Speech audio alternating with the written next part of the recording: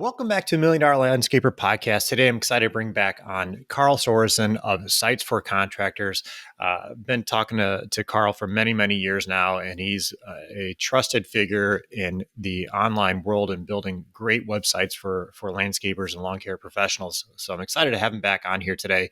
Today, we kind of want to talk a little bit about, some websites and messaging and AI, all that great stuff that goes into marketing. So welcome, Carl. Thanks for being on here. No problem. Thanks, Scott. Glad that you had me back. Yeah, it's always great talking with you. So before we dive in, you might just giving us a little background of yourself, how you kind of got started in doing websites and all that? Sure. So I've been doing websites and online marketing since 2002. In 2008, I started Sites for Contractors. So I started working specifically with construction and trades contractors. In 2015, I was asked by a couple of friends to help them start a landscaping company. So I became a partner in that. Sold my interest in 2019, but during that stint, I learned a lot about the landscaping side of things, the landscaping, hardscaping, maintenance, and that's where I kind of started to steer towards this side of the industry. I still do a lot of work for a lot of other contractors in different trades, but I've really honed in on landscaping as a good niche. Yeah. And I know we've recommended you to many of our people that are in our program. They've always had great results and great feedback with you. So that's one of the reasons I love working with you. So thank you for all that. No problem. Thank you. So to kind of get things started here, and this is something I feel that many landscapers kind of get wrong or don't really understand, and is really their messaging. And do you mind starting off? What is messaging? Why do landscapers need to think about this? And when they're talking about marketing and websites and all that in general? Sure. So I guess we should start off with where the messaging comes into play. So a lot of landscapers get advertising and marketing. They kind of mesh them together like they're the same thing. They're actually different. So advertising would be the method at which you get people to see your marketing slash messaging.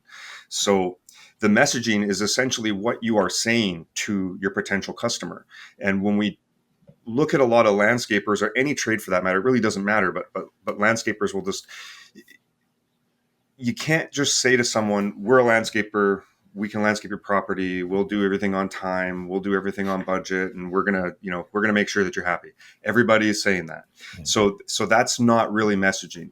When we talk about messaging in a sense for a contractor, we need to talk about the specific problems that a customer might have and how we are going to go about solving that specific problem, or what solution we have to that specific problem. That's where messaging comes into play. And as landscapers, it's one of the things about landscaping is that you don't, there's, landscaping encompasses so much. There's so many different services that fall under that banner. That's where the messaging side of things becomes a little bit more complex. And you have, if you don't get it right, you're not saying the right things to the right people. Yes, you might be a landscaper, but you and 100 other landscapers in your area are all identifying as that. What's going to make you different? Well, it's messaging is a big part of that. Yeah, I agree. And this is something I always stress to our clients when I'm coaching them is how can you provide that customer value? How are you different than the other landscapers down the road? Because like you said, there's somebody saying the same exact thing. And so what's your philosophy and how do you get that information out of a client? What do you do to kind of find out how they're different? Well, the thing is like we go back to like marketing fundamentals, like a USP. What's your unique selling proposition? Well, that's pretty difficult for a landscaper, because in reality, if there's 50 landscapers in a given area, they're essentially all providing the same services. So in order to elevate somebody above, it's not necessarily having a USP. It's about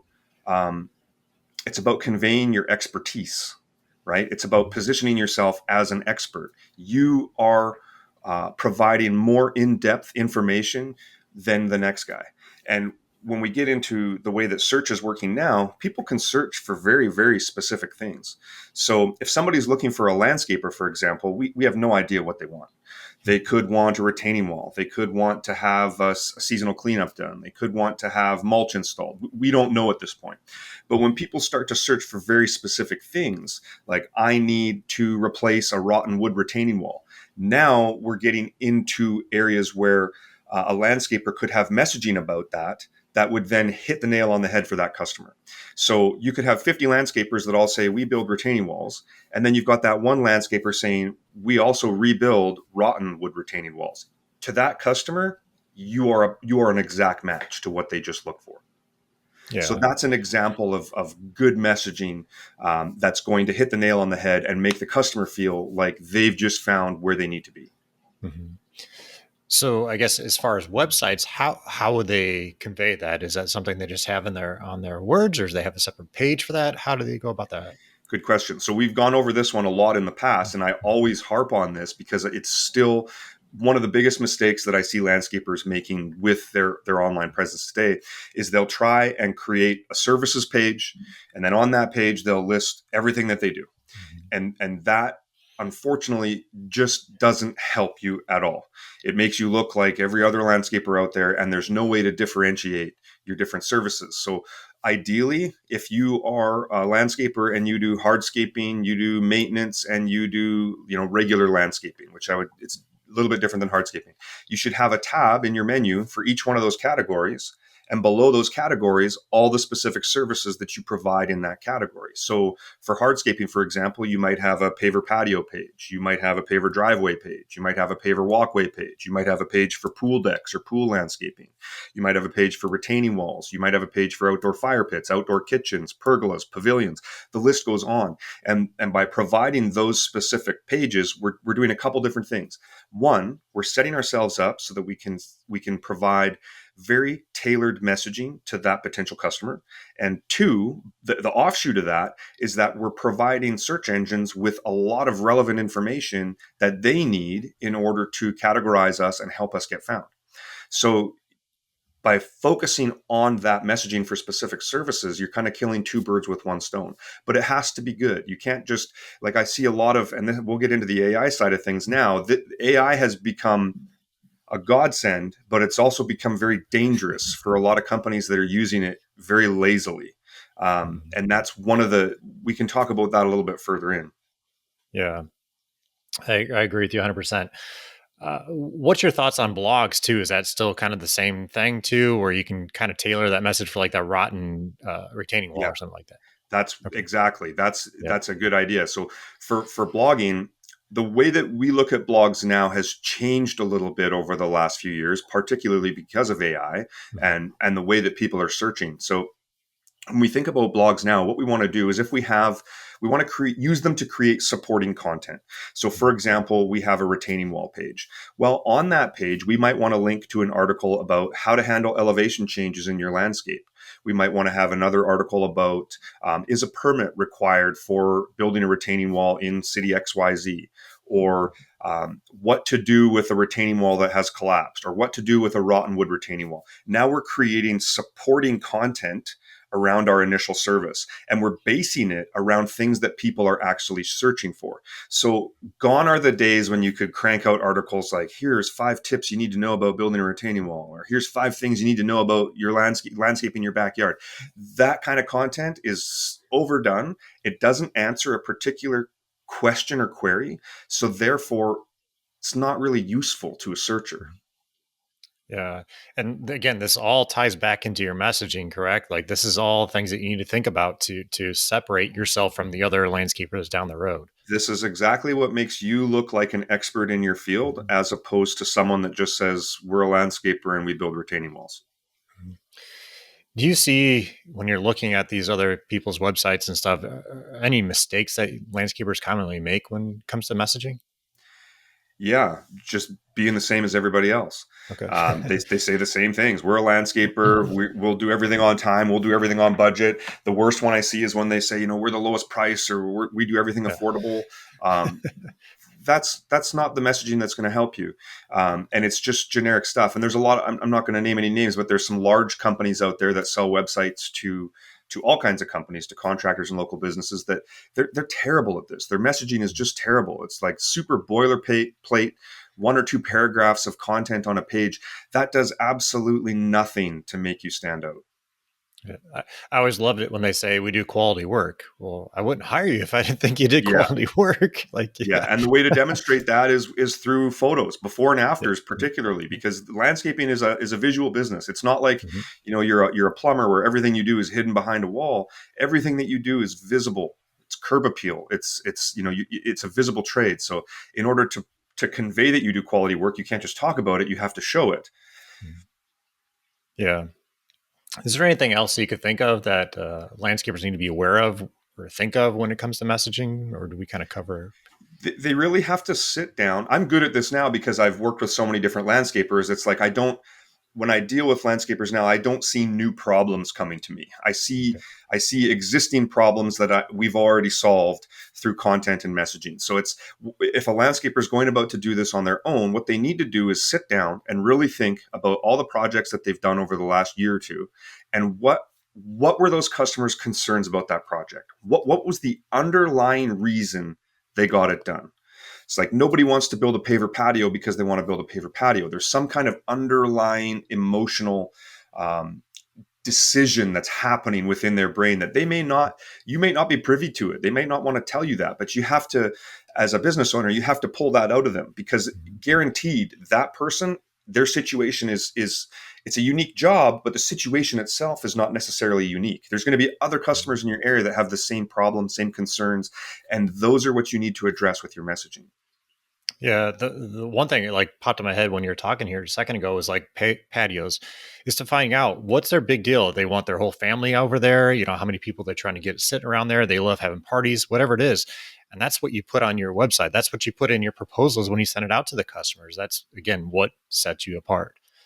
Exactly. Like you go back to the patio thing, and that's paver patios are a huge project for landscapers, but there's Mhm. so many aspects to those projects, and there's so many questions that the customers have that uh, are not answered on sites. And if they have to call you to get an answer, why would they do that anymore when there's huge lead generation sites like HomeAdvisor, Angie's List, Porch, BuildZoom that are answering hundreds of customer questions based around these services? So someone who wants a patio, maybe they want ideas for paver patios for a small backyard.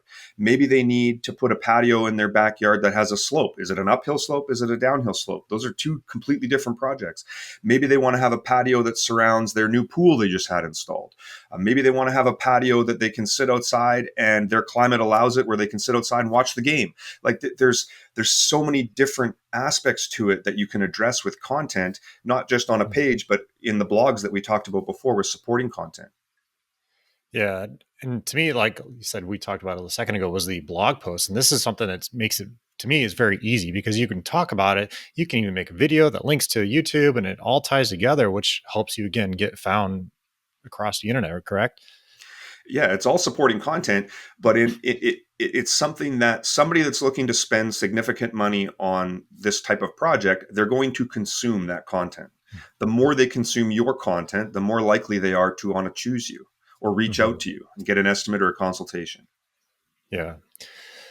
So I know we talked a little bit about this, but you talked about the different service pages have on your website, blog posts. What are there some must-have features that landscapers need to have on their website? Must have. Yeah. Well, the designation of all their different services, so a different page for every service that you offer. That's a big one. I would say that that's non-negotiable. If you're not doing that, you might as well just kill your website and have a Facebook page or a Google My Business page, because it's probably not going to do anything for you. The next thing would be excellent photos of your work.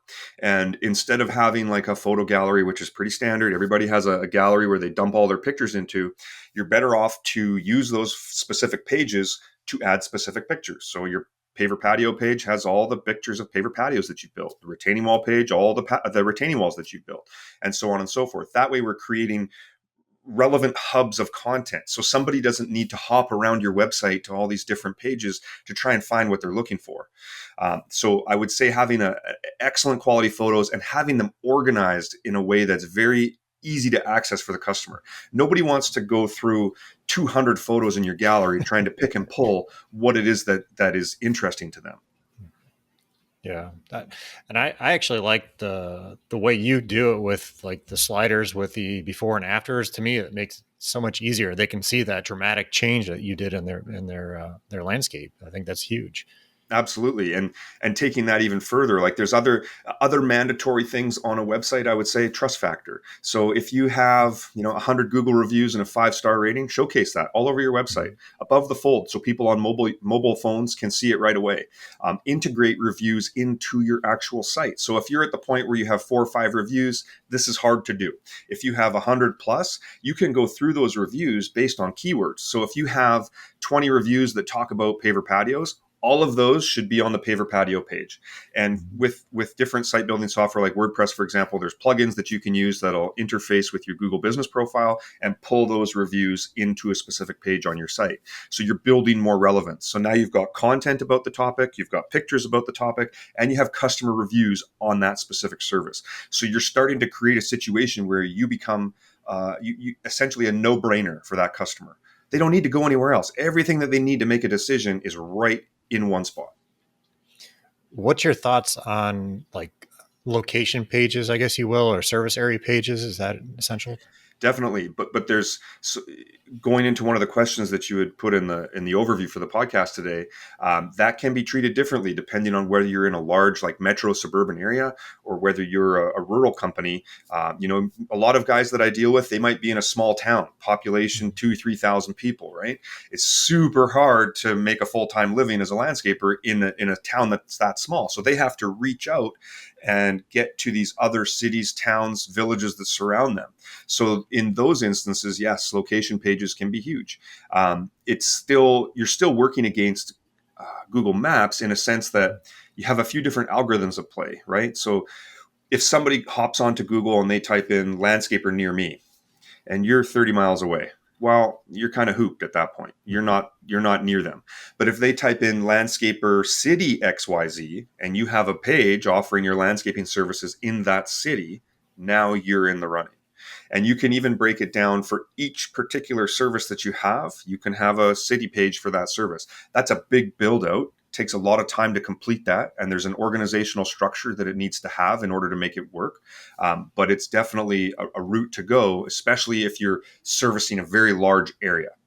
Now, if you're a landscaper serving a large metro area, so a big city, big population, now we're not so much targeting other cities and towns. We certainly can.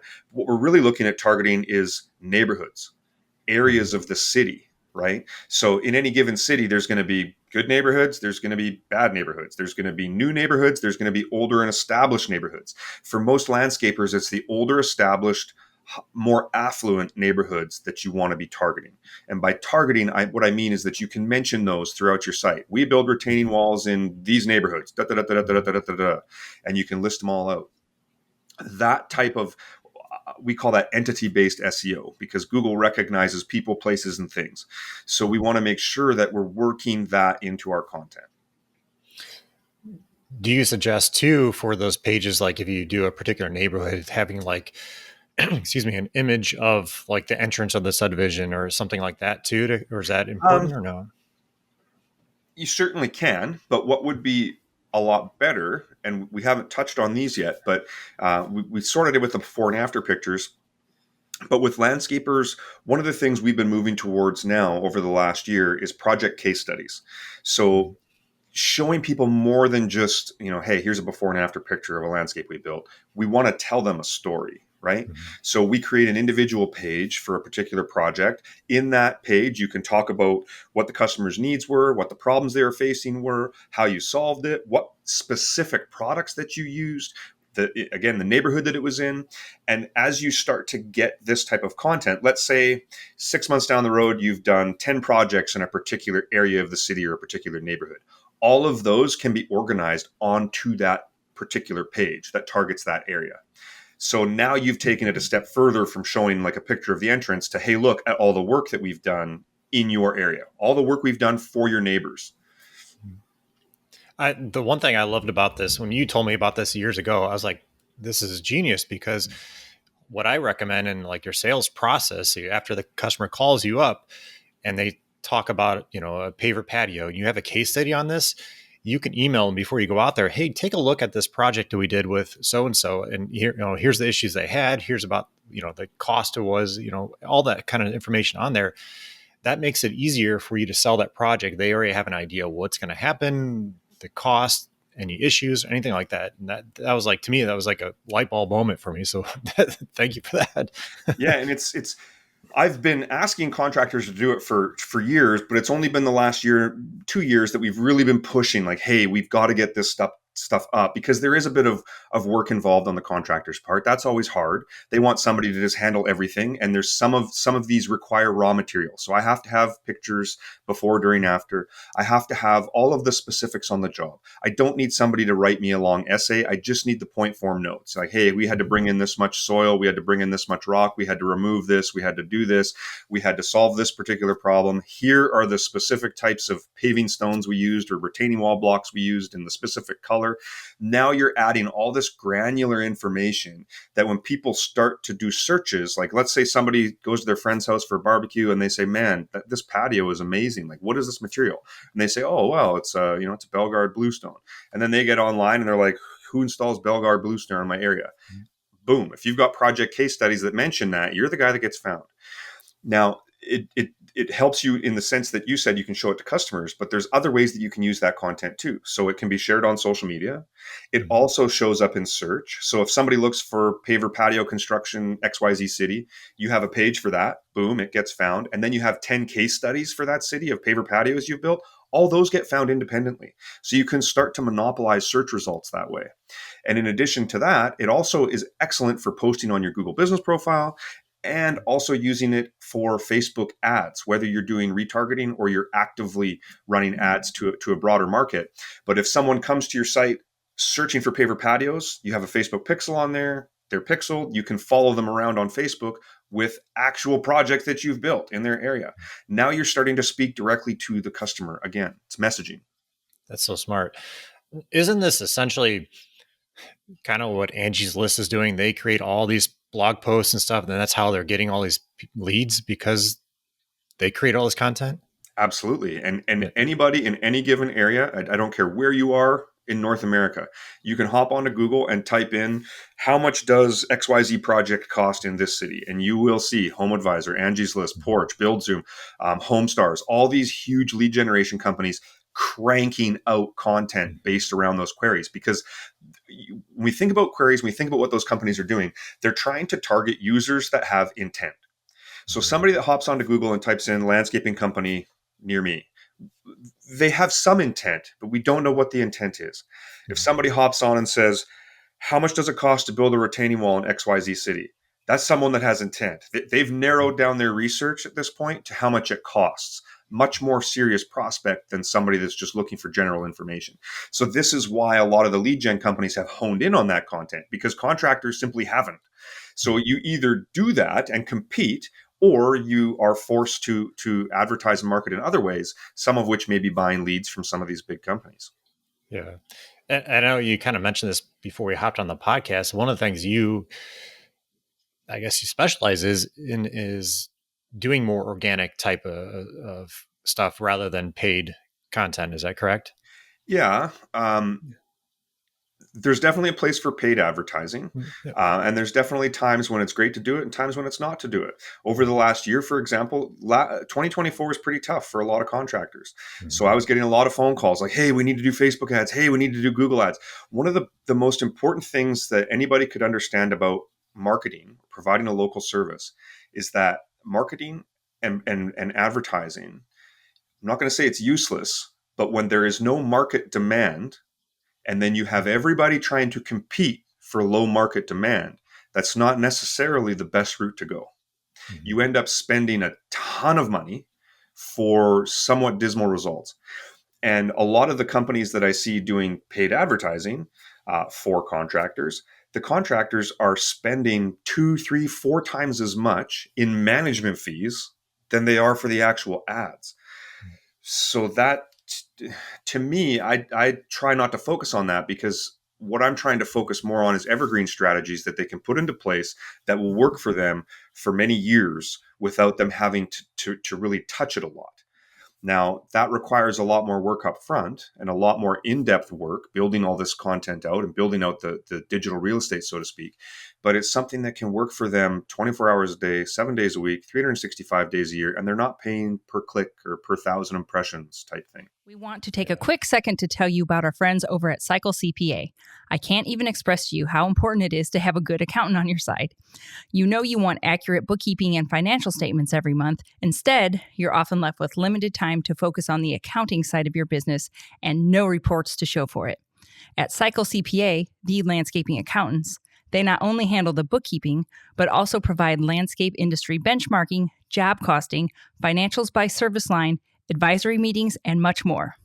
Cycle CPA has a team of landscaping accountants available to provide anything from bookkeeping to CFO services.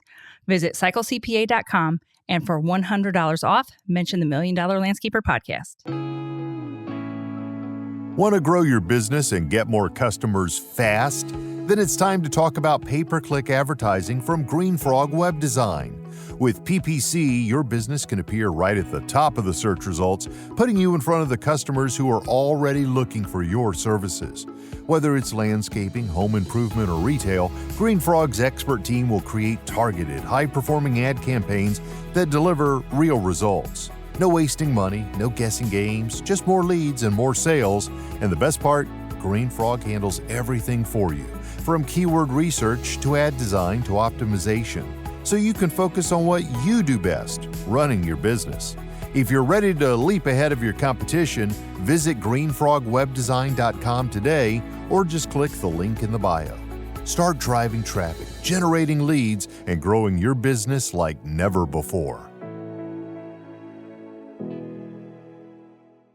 Yeah, I love that philosophy.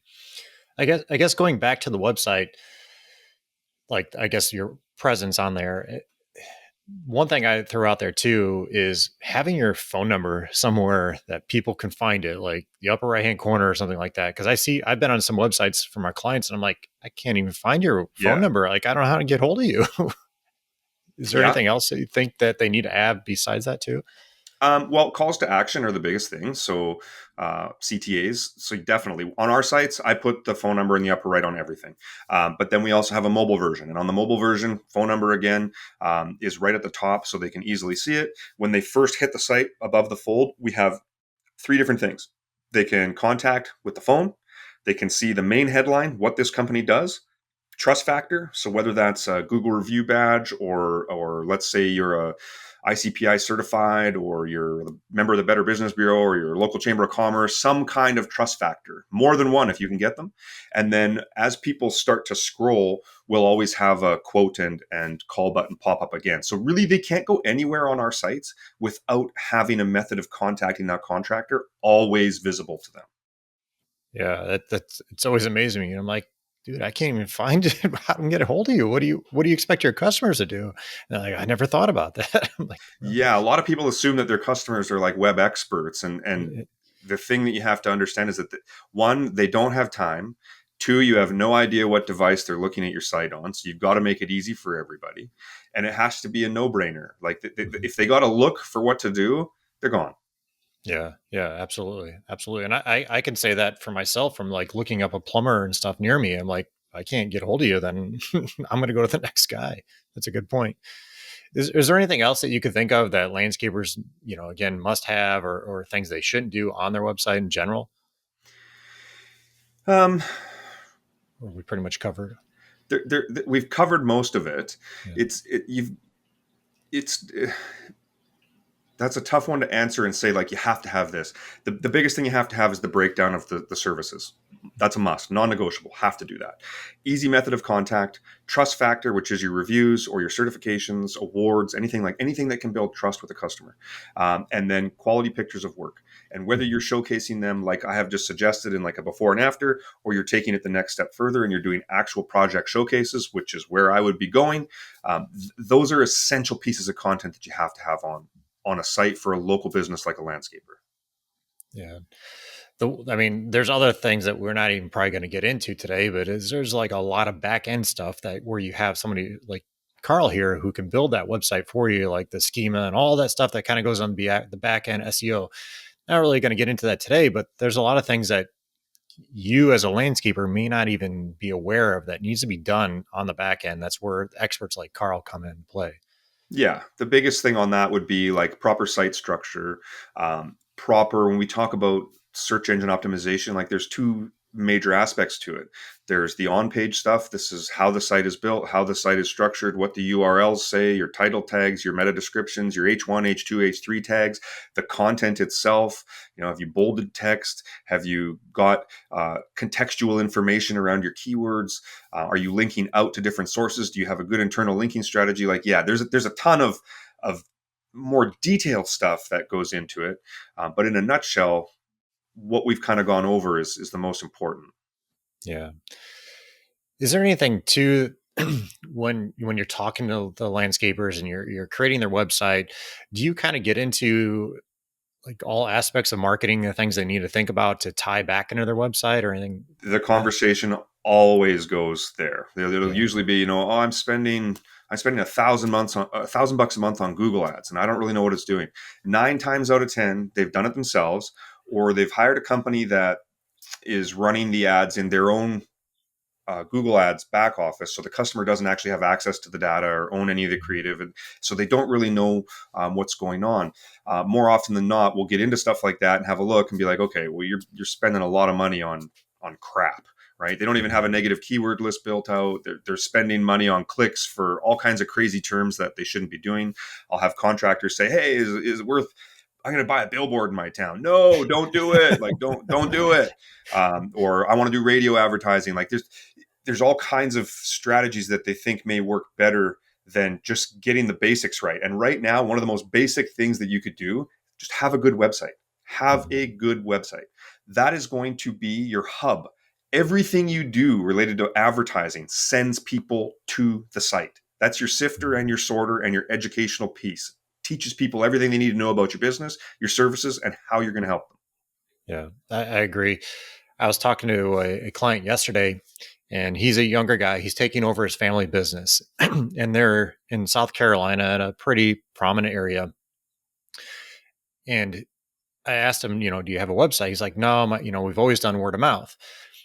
I'm like, okay, so let me ask you this. I'm like, you live in a pretty prominent area. I'm sure you have a pretty affluent area, I should say. You have people coming in, buying new houses or buying older houses, renovating them and stuff like that. Like those people that come in, they probably don't know that you've been in business for 30 years. How are you going to find these? Like they're going to go online and search for you. You don't even have a website. You don't have Facebook. You don't have anything. Like he's like, well, I never thought about it that way. I'm like, this is where you need a website. Yeah, and that's a good point. And like tying into that, so I had a customer earlier this year, or not this year, 2024. They weren't getting great results. Market was down, especially in their area. Things weren't going as good. And he called me and said, hey, I've got this competitor. They're kicking ass. Like they got all kinds of jobs. And I said, well, who are they? So I got into looking to them. I'm like, well, how long have they been in business for? They've been in business for 40 years. So, like, of course they're doing well. If they've been around for 40 years, you've been around for 3. The amount of networking that they've done, the amount of goodwill that they have built up, you can't even begin to compete with them. Yeah. Yes, having a good website is definitely a necessity, but the problem is again, we fall back to market demand. There's not enough market demand to overflow that landscaper or all the other landscapers in the area to create the opportunities for you to be able to work. So that's one of the most, I think a lot of people don't understand that, hey, if I start a business, the customers will come. No, there is a finite amount of customers in any given area at any given time, right? So, and you're competing for market share always. You're just because another landscaper pops up doesn't mean 100 other projects pop up over the year, right? You're taking those projects from another landscaper in the area. Well, that's, I guess along those lines too. I mean, obviously on your website, you want to talk about that. You've been in business for 40 years or, however long, because that's going to set you apart again from that other competitor that's been in business for 1 year. So having that on there is to me very, very important. right? Absolutely. And that's a conversation that I have quite frequently, is that I'm fairly new to this business and I want to get into these bigger jobs, but I just don't have the credibility. I just don't have, people just don't trust me. I've been doing Mhm. bids and I'm coming in at a competitive price, but they're going with XYZ company because they've been around a lot longer, or because they know that they can trust them. And this is again where having a really good solid website is going to help you out. Is it going to mean that you're going to all of a sudden start nailing down these $250,000 projects? No, it's not. Like attracts like. So as you start to work your way up the ladder, doing bigger and bigger projects, the ideal projects that you want to work on, those are the ones that you create the project case studies with. Now, granted, there's a ton of projects that a landscaper will do throughout a season that they're not necessarily something that they want to show off. They're not necessarily something that they want to attract more of. They just did it because the job was there and they could get it done quickly and they needed the money. But if you want to attract and kind of start laddering up, it's all about trust and credibility. Start working on the Google reviews. Start taking good before and after pictures of your work. Start talking about this stuff in detail so that people understand that, wow, this guy really knows what he's talking about. This company is really going to be able to help me. So they'll take a chance on you. That's what really landscapers need, especially the ones that are just starting to grow out. They need some customers to take a chance. Mhm. And then from there, they can start to build it up with stepping stones to get into where they really want to be. And like these companies that have been around for 40 years, that transition happened 20 years ago for them. Mhm. Yeah.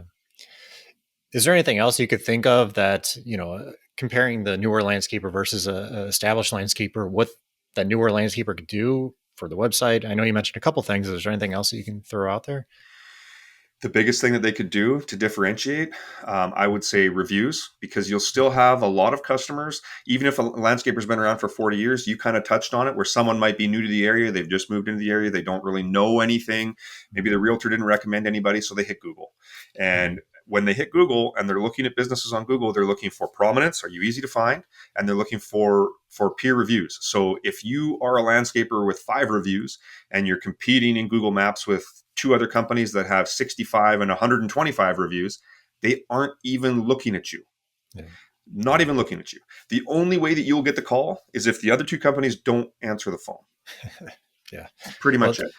and I would agree with that. Like, to me, that's when I talk to these people, what's your sales process, and kind of go through, and this might be the only way you can compete with them. Like you said, you're the one answering their phone. You're the one answering their questions and getting back to them. So you have to have a website. You have to have a good sales process and follow through with that. Otherwise, you may be losing out.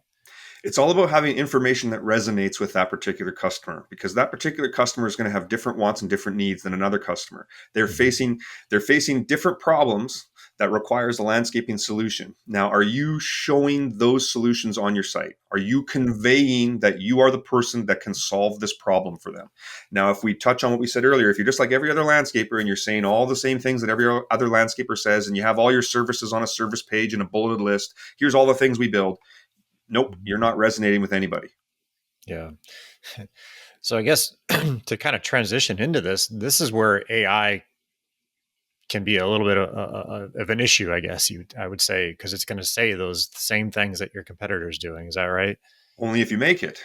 Sure, sure. So AI is a powerful tool, but all in how you use it. So what I'll see right now is I'll see a lot, every day we're seeing this. So there's a lot of companies out there that are building websites that know zero about the green industry, Mhm. but they'll build a site for the hairdresser, they'll build a site for the local landscaper, they'll build a site for whatever business that comes along. So they go to AI to create the content, and they might tell the AI, I need a web page about retaining walls. That is terrible, because you're going to get really shitty information. Yeah. If you want good outputs, it has to be good inputs. Mhm. So we use AI every day now, and it's it, it can be a time saver in the research side of things, but it actually takes me longer to create good long form AI content than it was to just write it by hand before, because I have to go through it. I have to build out, for a blog post, for example, we build it out section by section by section by section. And it might be 10, 15, 20 different queries to AI until we have it tailored just the way that we want it, answering all of the particular queries around whatever topic we're shooting for. Where AI really comes, like a good, easy use for AI for landscapers would be FAQ content. So frequently asked questions. So you could say, I am a landscaper in XYZ city. I build XYZ, patios, retaining walls, fire pits, whatever it is. What are the most common questions homeowners are asking landscapers in this area about this topic? And it's going to give you a list of questions and answers. So you can go through those and you can add them into your particular page. So if you have a page about retaining walls, you should have an FAQ about retaining walls on that page. FAQ content can be marked up with schema, so it helps search engines better understand that these are questions and answers, which in turn can help you get more prominent results in search engines. So if you do a search for any local business, any local service, you're going to see a section on Google's first page that says people also ask. By having FAQ content on your website, you can potentially show up there and be one of the answers to these people's questions. Yeah. And sorry, it's slipping my brain right now, but when I've done searches online on Google, you'll see the top portion is an AI result where it pulls information in there. Is there something that you found a way, I guess, that we can get found on that? So you're talking about SGE, which is Yes. Search Generative Experience. Yes. That is a Google. It's going to be coming to local businesses. And if we go back to what I've said at the very beginning, don't be scared of SGE. SGE creates an opportunity for landscapers if you want it to. And that is in detail. So for example, search engines are getting a heck of a lot better at understanding context, and searchers are getting a lot better at narrowing in on what they really want. So we go back to the beginning where we talked about retaining walls, for example. We talk about someone is on Google and they are looking for, I need to rebuild a rotten timber retaining wall. If you have that mentioned on your site, now you are a candidate for SGE. If it rolls out locally, like they're planning on, if it rolls out full scale, it's going to be looking for the most relevant information for that query. So if there's 50 landscapers in your area and they all say they build retaining walls, but there's only one or two that say that they rebuild rotten wood retaining walls, those are the two that are going to get found in SGE.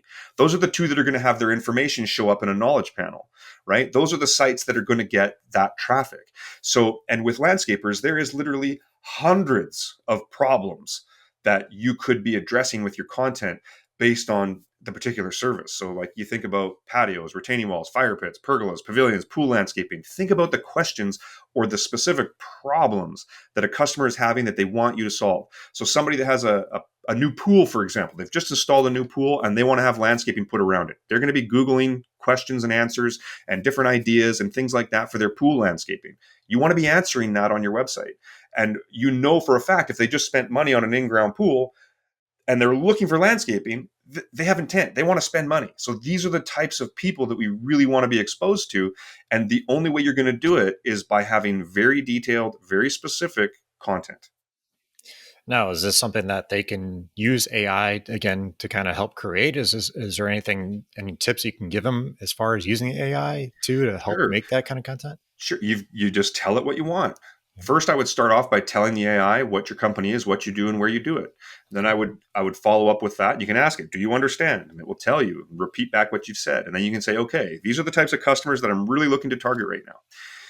How can I create supporting content that will help me get found for these particular services? And it'll spit out tons of different ideas. Some of them will be good, some of them will be bad. Mm-hmm. And you, based on your own knowledge of what you do in your local market and your industry, you'll be able to pick out what topics are going to be really good. And you'll remember, oh, wow, yeah, I had someone actually ask me that just the other day, and I had to sit down for 20 minutes and answer this question.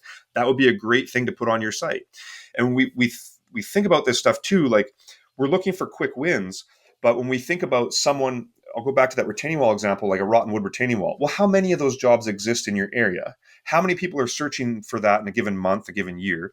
The answer is not a lot, but you want to be exposed to those. Even if it's only 5 people a year, those could potentially be really good jobs, right? Mm-hmm. So you don't want to ignore this stuff because you think, oh, there's just not a lot of people searching for that, or there's just not a lot of demand for that. There is.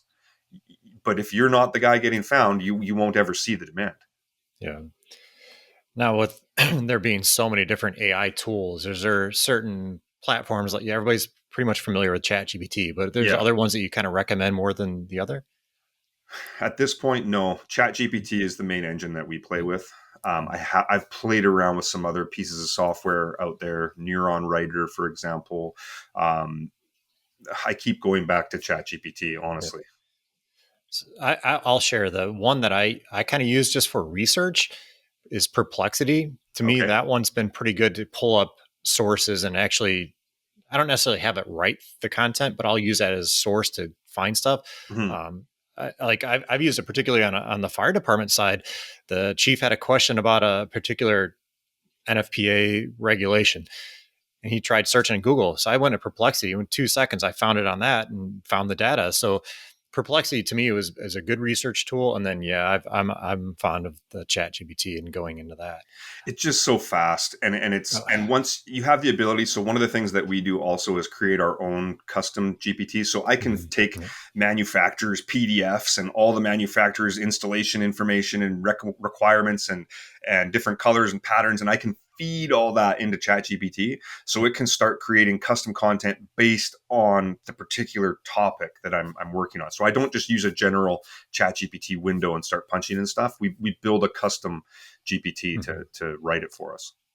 Yeah. The other one too, I guess for that kind of information, we found just kind of playing with is Notebook LM. That one's been Okay. pretty good to put that information in there and then pull information from whatever data, PDFs, whatever you put in there. So that one's pretty good. But again, it's a lot of it is trial and error and figuring out what works. And like you said, creating these custom GPTs is a huge thing. Just for more relevant information. Yeah. And it better Yeah. understands what your topic is.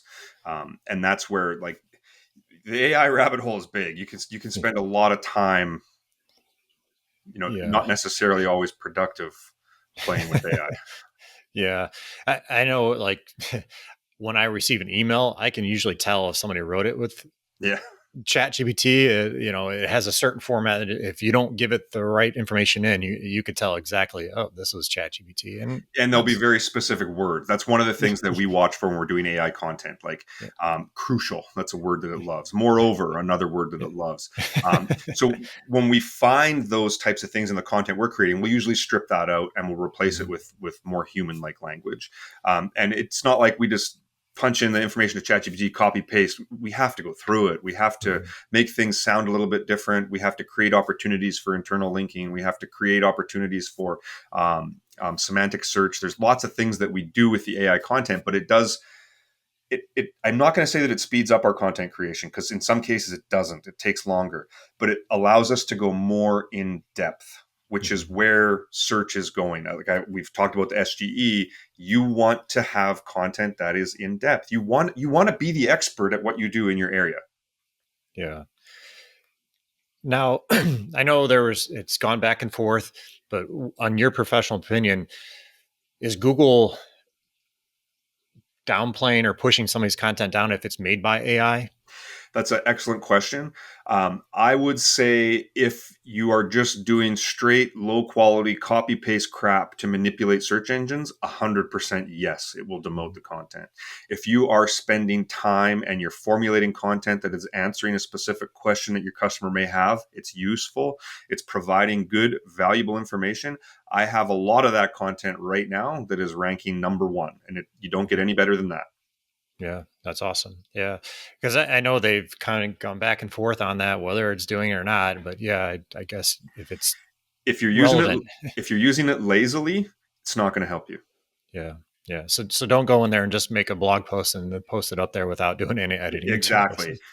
So if you go to ChatGPT, for example, and you say, I'll give you an example of a blog post we just wrote. So it was called "How to Handle Elevation Changes in Your Landscape," and we talked about elevated side yards. So like someone has a side entrance to their house where the neighboring property might be a little bit higher. How can they solve that? Maybe they have an elevated backyard, water sloping down towards their home. Maybe they have a backyard sloping downhill, so they have like a waterfront property or something like that. Or maybe they have their front yard is elevated above their driveway. How can they mitigate the issues that happen there? They have a large elevation transition on the corner of their property, right? So how can they navigate that? So we explained all those concepts to ChatGPT, and then we told it that we wanted to have an article created 1,800 words or so in length. And then we ask it for an outline, and then it gives you an outline. Okay, here's the different subheadings and topics that we can create. And then I can either approve it or say, let's make some edits and adjustments here. And then I'll ask it to actually write the article. And when it writes the article, even though you've told it you want it to be 1,800 words, it'll never come close. right? They try and it's like it tries to cheat and do like a summary for you. So then we go through it section by section by section and say, can you please elaborate on this particular topic on this, this, and this? And then the next section will do the exact same thing. So what we end up with is a blog post that's like 2,500 to 3,200 words. Very, very in depth, very, very in detailed. We might link out to specific sources in their area. We might link to specific pages on their site. We might link to their Google My Business listing. We might link to their YouTube channel. So we're creating a very valuable piece of content that somebody looking for that or dealing with the problems that they have, like they have a elevation changes on their landscape that they have to solve. This is the type of content that they want. Yeah. Is there anything else you could think of things that landscapers should do or should be using AI for or not using it for? Yeah, that's a good question. The FAQ content, huge. Figuring out what the most common questions are or concerns or needs are or problems that you're solving that a customer might have. AI can be good for helping you with that. If you're looking at AI to just be an all-encompassing do-it-for-me tool, I'm not sure that it's fully there yet. Like, for example, I need to have a page all about XYZ topic. Write it. That's a terrible prompt. You're going to get terrible content. And if you copy and paste it onto your site, it's probably not going to rank well or resonate with anybody. So if you're looking to use AI as a cheat or a time saver, not so sure it's like that. If you're using it for customer correspondence, I think it's extremely useful for that. Mm-hmm. Let's say you're dealing with a customer that is not happy or they have concerns or something. You can copy that into ChatGPT and say, hey, this customer is having this problem. Here's my initial response. And ChatGPT will be like, oh, okay, well, yeah, you covered some clear points, but you might be a little bit defensive or aggressive in your tone. Let me reword that for you. And it'll reword it professionally for you. And you'll look at it and you'll be like, oh, okay, yeah, that is better. So those types of instances as well, it can really help business owners. Awesome. So I know we covered a lot of topics here, Carl. Is there anything else that, as far as like websites in general, that a landscaper needs to be thinking of and using different tools or anything else that we can throw out, especially if they're beginning? If they're beginning, yeah, we've pretty much covered all the basics. I try and I don't steer them away from it, but I don't encourage most landscapers to use any online tools. Like, for example, I'll have a landscaper send me, I got this report from this search engine thing, and this is what it says. And it's like 99% of it is doesn't matter. And they don't understand the context of any of the items. So you find yourself sitting there having to educate and explain instead of actually helping work on a website or do something specific. So I think that tools, if you don't know how to use them, you're just wasting your time. If you're going to sit down and you're going to spend weeks or months learning how to use these things and learning all the intricacies and learning all the specifics, sure. Otherwise, I try and steer people away from getting too bogged down with tools. Pick one, use it, be proficient at it, be good with it, and focus on that. If you had one main tip you can leave landscapers with as far as improving their website, what would it be? Have a solid breakdown of your services. Okay. Pages for each service, no exceptions. Yeah, no one-page website. I've seen people promote that. I like that. having the proper pages for each service is what sets the whole foundation for a solid build-out. You want to have good messaging? Well, if you have all your services on one page, how can you possibly have the right messaging in place for all these different customers? The customer that wants a paver patio is a completely different customer that wants a retaining wall, is a completely different customer that wants to have a privacy hedge built, is a completely different customer that needs to have a drainage solution installed. They all have different wants, needs, motivations, questions, and concerns. Awesome. Well, Carl, is there anything else you could think of that we needed to kind of go over? I think we pretty much covered most of the stuff here. I think we've covered a lot. I'm a fast talker, so people might need to even slow this down a little bit just to. Yeah, we have covered a lot. Yeah, there's so much, and like you can go into huge rabbit holes with every single component we talked about today. But I think you've kind of covered most of the things that landscapers need to think of, and how to use AI and all this stuff. So, guys, if you need any help, I encourage you to reach out to Carl. Carl, can you give us a little more information about what you do and how you can help landscapers?